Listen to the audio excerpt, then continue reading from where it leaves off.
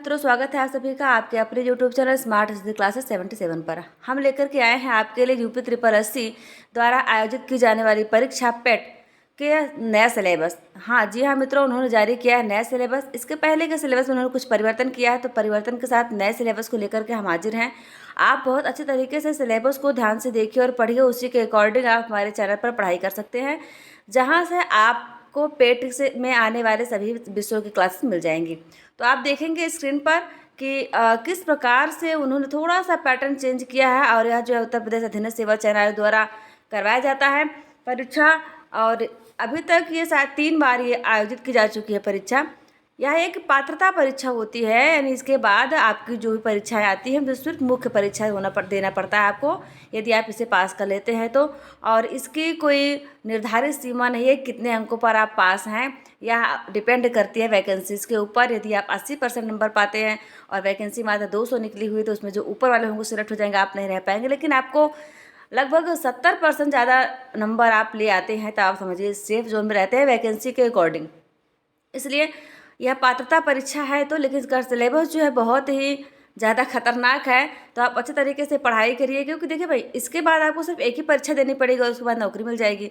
इसलिए स्टेप तो बनाया ही जाएगा, तो पास करना भी अत्यंत आवश्यक है यदि आप एक सेफ जोन में पहुंचना चाहते हैं, नौकरी प्राप्त करना चाहते हैं। ये देखिए उत्तर प्रदेश सरकार का एक जो लोगो है, इससे भी प्रश्न बनता है, तो आप इसे भी देख लीजिए, इसे पढ़ लीजिए अच्छे तरीके से। और एक यहाँ पर मोटिवेशन पंक्ति दी गई है, ध्यान से पढ़ें उसको। तुम क्यों चिंता करते हो, तुम्हारे सुख दुख की डायरी लिए तो वो बैठा है। पिता अपने बच्चों की हमेशा उन्नति ही चाहता है। तुम इस अविनाशी के अंश हो जो कण कण में बसा है, तो वे अपने आप में भी है। सत्कर्मों शुद्ध आचरणों से उन्हें जागृत करो, जो चाहोगे वो आपको मिलेगा। जी हाँ मित्रों, ईश्वर की महिमा अपरंपार है। आप ईश्वर में विश्वास करके अपने कर्म को करते चलिए, फल आपको अवश्य मिलेगा। यानी यदि आप कर्म करते हैं तो फल आपको मिलना ही है। और यह भी कहा जा सकता है कि यदि आपने उस योग्य और सही दिशा में कर्म किया है तभी आपको फल मिलेगा। आपने मेहनत तो बहुत किया, लेकिन दिशा उसकी जो है वह गलत है, तो आप फल कैसे प्राप्त कर पाएंगे। इसलिए सही दिशा में आप हमारे साथ आगे बढ़ते रहिए। ये देखिए उत्तर प्रदेश सरकार का जो राजकीय चिन्ह है, इससे प्रश्न बनते हैं कि मछलियाँ अवध में मुस्लिम शासन का प्रतिनिधित्व करती हैं, और उसके अलावा नदियां हैं, ये गंगा यमुना सरस्वती आपकी पावन नदियां। धनुष राम का प्रतिनिधित्व करता है। इस प्रकार से बनने वाले क्वेश्चन को भी ध्यान से आपको देखना होगा। चलिए हम स्टार्ट करते हैं आज का जो हमारा मुख्य उद्देश्य है, आपको पाठ्यक्रम बताना। तो यह पाठ्यक्रम देखिए, आप स्क्रीन पर नजरें गड़ाएं, इधर उधर ना देखें। उत्तर प्रदेश अधीनस्थ सेवा चयन आयोग द्वारा आयोजित की जाने वाली प्रारंभिक अर्हता परीक्षा। जी हाँ मित्रों, प्रारंभिक यानी प्राइमरी एलिजिबिलिटी टेस्ट से आप कहते हैं। और यह जो शासन नया पाठ्यक्रम निकाला, उसके हिसाब से क्या होगा, प्रश्नों की संख्या 100 होगी और परीक्षा 2 घंटे की आयोजित की जाएगी, यानी 100 प्रश्न रहेंगे और 100 अंक पूर्णांक भी होगा। अब देखिए आपको 5 नंबर के लिए कितना पढ़ना। सबसे पहले टॉपिक देखिए भारतीय इतिहास, इससे आएगा 5 नंबर का क्वेश्चन। देखिए यहाँ दिख रहा है। अब 5 नंबर के लिए आपको पढ़ना कितना है, भारतीय इतिहास। थोड़ा सा केस को जूम करते हैं, अभी जूम करेंगे तो आपको बड़ा बड़ा दिखेगा ना। हाँ ये देखिए हो गया। अब इसको आप ध्यान से देखें। सिंधु घाटी की सभ्यता, वैदिक सभ्यता, बौद्ध धर्म, गौतम बुद्ध जीवनी एवं शिक्षाएं, जैन धर्म, महावीर जीवनी एवं शिक्षाएं, मौर्य वंश, सम्राट अशोक, गुप्त वंश, समुद्रगुप्त चंद्रगुप्त द्वितीय, हर्षवर्धन, राजपूत काल, सल्तनत काल, मुगल साम्राज्य, मराठा। देखते जाइए इसको आप। ब्रिटिश राज का अभ्युदय, प्रथम स्वतंत्रता संग्राम, ब्रिटिश राज का सामाजिक आर्थिक प्रभाव। ये देखिए मित्रों, सिर्फ 5 नंबर का क्वेश्चन आना है इससे, यानी इतने सारे टॉपिक कितने देखें, 1 2 3 4 5 6 7 8 9 10 11 12 13 टॉपिक से मात्र 5 क्वेश्चन आएगा। लेकिन आपको पढ़ना पूरा पड़ेगा। या उन्होंने कठिन बनाने का प्रयास किया है, तो क्या कर सकते हैं आप, कुछ नहीं कर सकते हैं, आपको पढ़ना ही पड़ेगा। समझ लिया, आपको ये पूरा सिलेबस इस तरह से दे दिया गया है कि आप ये इसको अच्छे तरीके से पढ़ते हैं तो आप पीसीएस की परीक्षा भी क्वालिफाई कर सकते हैं।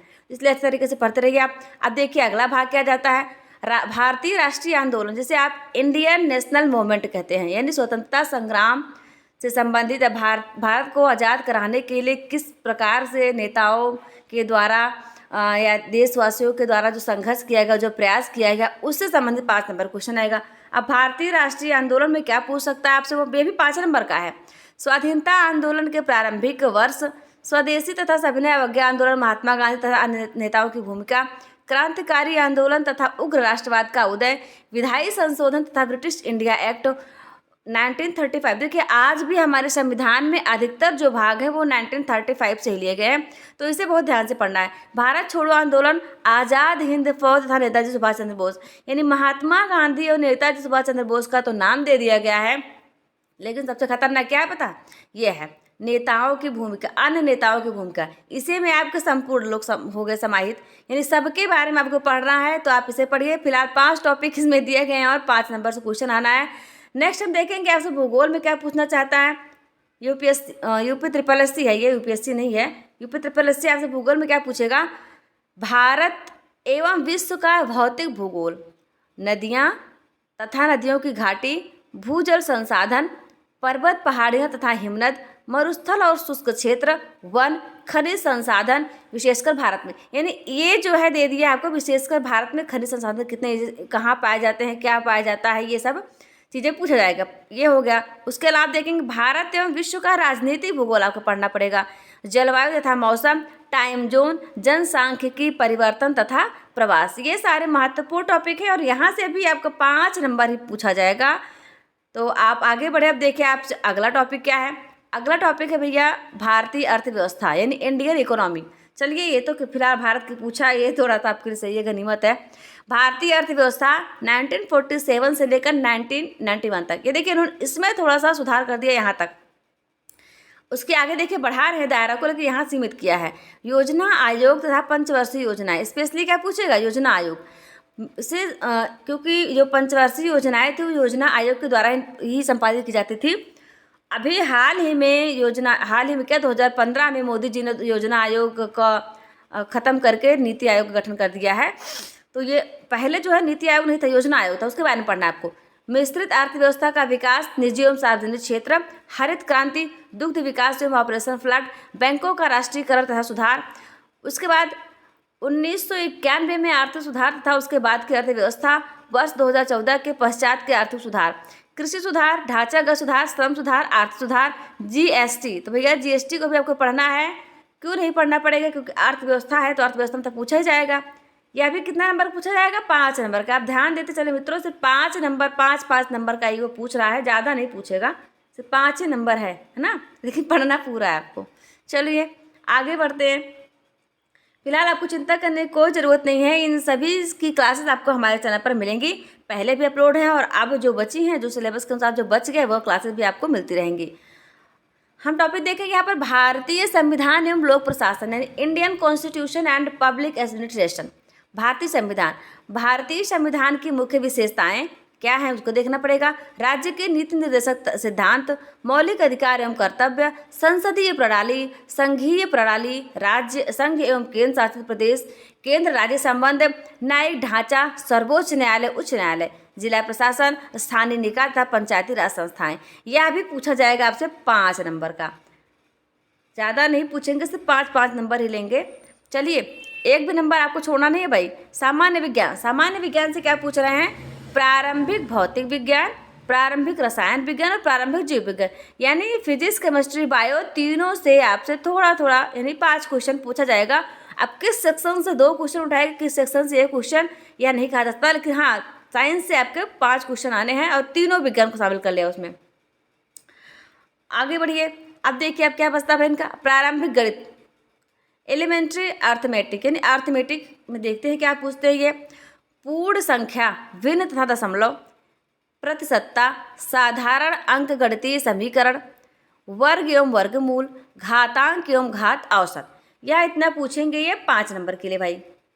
अब देखिए आगे और भी हैं, अभी ये खत्म नहीं हुआ भाई, सिलेबस आपका 100 नंबर का है। 5 नंबर का निर्धारित करके पता नहीं कितने क्वेश्चन पूछेंगे आपसे। ये सब कुछ पढ़वा लेंगे आपसे, आपको एकदम विद्वान बना देंगे कि उसके बाद आप किसी परीक्षा में बैठेंगे तो उसको जरूर क्रैक कर लेंगे। हाँ मित्रों इतना तो है, ये सिलेबस इतना दिया गया है, विस्तार से दिया गया है, यदि आप इस परीक्षा में 80% से ज़्यादा प्राप्त कर लेते हैं तो आप समझिए कि आप उत्तर प्रदेश की किसी और भी परीक्षा को क्रैक करने के योग्य हो जाएंगे। इतना आपसे पढ़वा लेंगे कि आप हर परीक्षा को क्रैक कर पाएंगे लगभग। चलिए सामान्य हिंदी यानी जनरल हिंदी में आपको क्या पढ़ना है, संधि पढ़नी है, कोई बात नहीं, पढ़ेंगे हम। विलोम शब्द पर्यायवाची वाक्यांशों के लिए एक शब्द, लिंग, समसूत्र, भिन्नार्थक शब्द, मुहावरे, लोकोक्तियाँ, सामान्य शुद्धियाँ, लेखक एवं रचनाएं। देखिए हिंदी में कहाँ फंसाया आपको, लेखक एवं रचनाएं, गद्य एवं पद्य, ये बाकी जो व्याकरण दिए आपको निर्धारित कर दिए तो बहुत अच्छा किए।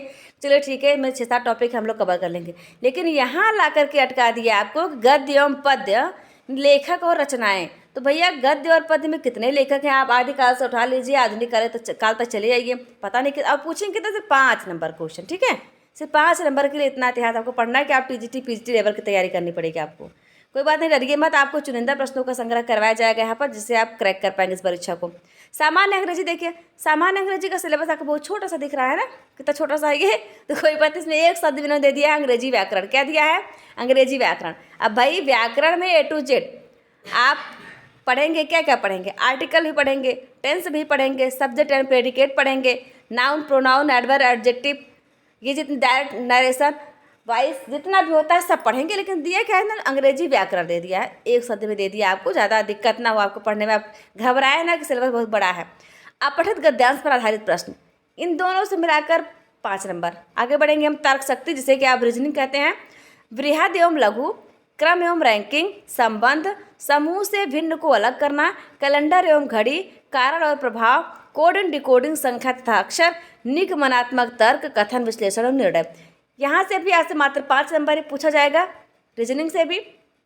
उसके आगे आपका जो टॉपिक है समसामयिकी, तो समसामयिकी में भारतीय एवं वैश्विक, ज़्यादा नहीं पूछेंगे आपसे, सिर्फ भारत और वैश्विक, यानी पूरे भारत के बारे में जानकारी रखिए और विश्व में जो होने वाली घटनाएं हैं। देखिए महत्वपूर्ण यहाँ पर हो जाता है क्योंकि 10 नंबर पूछेंगे यहाँ से। अभी तक केवल 5-5 नंबर पूछ रहे थे, लेकिन अब यहाँ पर ये 10 नंबर का पूछा जाएगा करंट अफेयर से, जिसे आप कहेंगे करंट अफेयर क्या होगा, वो आपका इंडिया का भी होगा और वर्ल्ड का भी होगा। अब सामान्य जागरूकता, ये जनरल अवेयरनेस, इसको देखिए इन्होंने इसको अलग कर दिया है, समसामयिकी को अलग कर दिया है और सामान्य जागरूकता को अलग है, और दोनों से मिलाकर पूछा जाएगा 20 नंबर क्वेश्चन। 10 नंबर आपसे पूछेंगे सामान्य जागरूकता, जनरल अवेयरनेस यानी भारत के पड़ोसी राज्य, देश, राजधानी और मुद्रा, भारत के राज्य तथा केंद्र शासित प्रदेश, भारतीय संसद, राज्यसभा, लोकसभा, विधानसभा, विधान परिषद, राष्ट्रीय एवं अंतर्राष्ट्रीय दिवस, विश्व संगठन एवं उनके मुख्यालय, भारतीय पर्यटन स्थल, भारत की कला एवं संस्कृति, भारत एवं विश्व के खेल, भारतीय अनुसंधान संगठन, प्रसिद्ध पुस्तकें और लेखक। देखिए यहाँ भी आ गया, अब हिंदी में दिया गया था तो मतलब साहित्य के क्षेत्र में जिन्होंने जो लेखन कार्य किया वो पूछा जाता, लेकिन यहाँ पर दे दिया गया, इसके मतलब विषय चाहे जो भी हो, लेकिन अगर प्रसिद्ध है, किसी को कुछ इनाम मिला है या किसी प्रसिद्ध लेखक ने लिखा है तो उसके बारे में आपसे पूछा है, प्रसिद्ध पुस्तकें और लेखक, या फिर पूछा जाएगा आपसे 10 नंबर का। यह आपका सिलेबस है। अब आगे आप थोड़ा सा और देखिए, अब और क्या पूछेंगे, अपठित गद्यांश अलग से दिया गया है। अपठित हिंदी गद्यांश तो हम विवेचन और विश्लेषण 2 गद्यांश रहेगा, यानी हिंदी से टोटल से आपसे पूछे तो 15 नंबर क्वेश्चन आएंगे आपसे। 5 नंबर का तो आपको दे दिया गया तो ऊपर व्याकरण का पोर्शन, और 10 नंबर का आपसे यहाँ कहा जा रहा है कि 2 गद्यांश आएगा। कोई बात नहीं, गद्यांश के तो आप पूरे आंसर ले ही आएंगे क्योंकि प्रश्न भी यही है आपका, उत्तर भी यही है आपका, तो गड़बड़ नहीं होगा। और उसके बाद देखिए अब यहाँ पर ग्राफ की व्याख्या और विश्लेषण 2 ग्राफ दिया जाएगा 5-5 नंबर से, आप DI कहते हैं, 10 नंबर का वो भी आएगा। तालिका की व्याख्या और विश्लेषण 2 तालिकाएं दी जाएंगी और वो भी 10 नंबर की होंगी।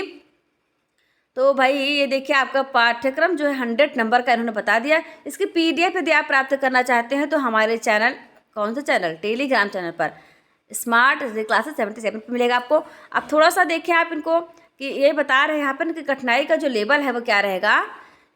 ये शैक्षणिक विषयों से संबंधित प्रश्नों की कठिनाई का स्तर एंड डिफिकल्टी लेवल जिसे आप कहते हैं राष्ट्रीय शैक्षिक एवं अनुसंधान परिषद यानी NCERT द्वारा निर्धारित सेकेंडरी सीनियर सेकेंडरी स्तर का होगा। यानी आप NCERT की जो किताबें पढ़ते हैं उन्हीं को ध्यान से पढ़ेंगे, वही उन्हीं के लेवल का प्रश्न पूछा जाएगा आपसे। परीक्षा का प्रकार वस्तुनिष्ठ, प्रकृति का व प्रश्न जो है बहुविकल्पी प्रश्नों पर आधारित होगा। प्रत्येक गलत हेतु नकारात्मक अंकन है कितना, 1.4 का, यानी कि आपका 1/4 नंबर काटा जाएगा यदि आप गलत जवाब देते हैं। तो बहुत ही ध्यानपूर्वक आपको पढ़ना है और भली भांति पढ़ करके जो उत्तर आप अच्छे से जानते हो उसी का आंसर पर टिक करना है, आपको MR फिल करनी है। तो यह आपको UP PET 2023 है, जिसकी एग्ज़ाम डेट अभी नहीं आई है, लेकिन आप मान के चलें कि आपकी नवंबर दिसंबर तक होने की संभावना होगी इसकी। और फॉर्म अभी भरे जा रहे हैं, आप फॉर्म भर दीजिए। शुल्क बहुत थोड़ा सा है, बहुत कम है, तो आप भर सकते हैं इसको, शुल्क ज़्यादा नहीं है।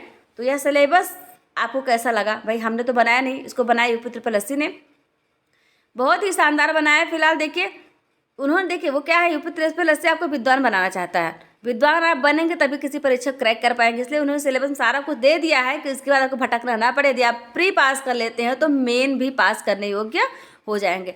बहुत बहुत धन्यवाद। आपको कैसा लगा कमेंट बॉक्स में कमेंट कर बताइए। और हाँ, हम तैयारी करवा रहे हैं आपके लिए EMRS की। ये देखिए EMRS की तैयारी करवा रहे हैं, DSSS की। तो आप उन सभी की क्लासेस भी जाकर के हमारे चैनल पर देखिए, वहाँ पर अपलोड हो चुकी हैं बहुत सारी क्लासेस जो आपको सिलेबस के अकॉर्डिंग भी हैं। यही जो टॉपिक हमने अभी आपको बताया है, आपका पाठ्यक्रम जो बताया यहाँ पर, आप उसी पाठ्यक्रम को लेकर बैठिए और फिर उसके अकॉर्डिंग क्लास को सर्च करिए, तो आपको लगभग सभी क्लासेस आपको हमारे चैनल पर मिल जाएंगी। तो आप पढ़ते रहिए, स्वस्थ रहिए, मस्त रहिए, अपना और अपनों का ख्याल रखिए, हंसते रहिए, मुस्कुराते रहिए। नमस्कार, जय हिंद, जय भारत।